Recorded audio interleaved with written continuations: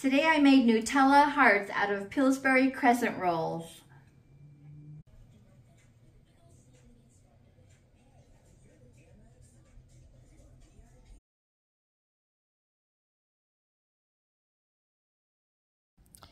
Start by unrolling the crescent rolls and flour your board, and then press all of the seams together. Now you're going to spread the Nutella over the crescent roll dough.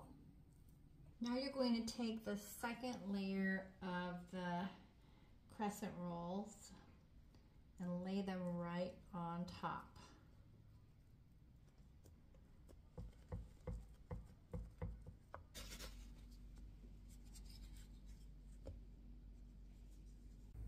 Take one egg and brush it over the top, and that's going to give it that golden sheen when it bakes in the oven. Bake in the oven at 375 degrees for 11 to 15 minutes.